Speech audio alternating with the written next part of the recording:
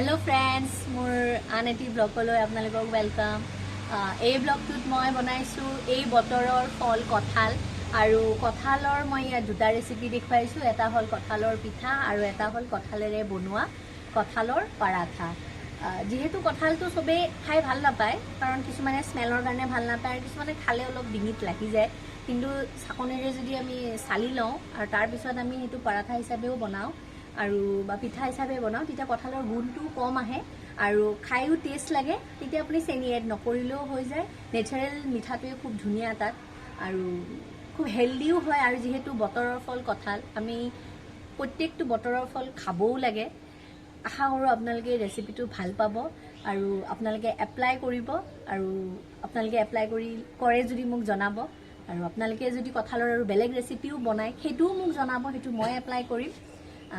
চাবচোন আপোনালোকে ভিডিঅ'টো আজি আমি বনাবলৈ ওলাইছো কঁঠালৰ পিঠা আৰু এই কঁঠালৰ পিঠা বনাবলৈ আমি কঁঠালসমূহ প্ৰথমতে চালনি দি চাকি ল'ব লাগিব যাতে কঁঠালৰ আহসমূহ নাথাকে আৰু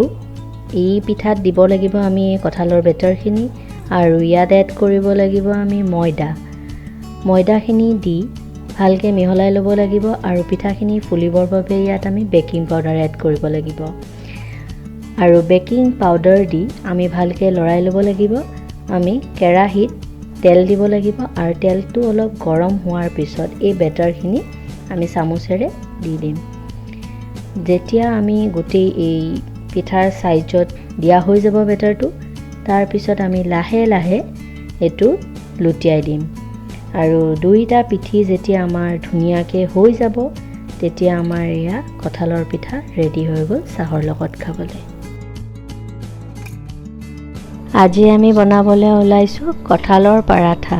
আৰু এই কঁঠালৰ পৰাঠা বনাবলৈ আমি কঁঠালখিনি প্ৰথমতে চালনিত চালি ললো তাৰ পিছত আমি কঁঠালখিনি এটা পাত্ৰত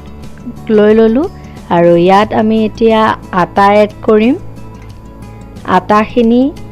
ধুনীয়াকৈ দি দিলো আটাখিনি দি উঠি আমি ইয়াত নিমখ দিলো নিমখখিনি দি এতিয়া আটাখিনি আৰু কঁঠালখিনি ভালকৈ সানি ললো আমি ইয়াত পানী এড নকৰো যিমানখিনি পৰিমাণৰ আমাক আটা লাগিব আটাৰ লাডুটো হোৱা মতে আমি ইয়াত আটাখিনি দি ভালকৈ সানি লওঁ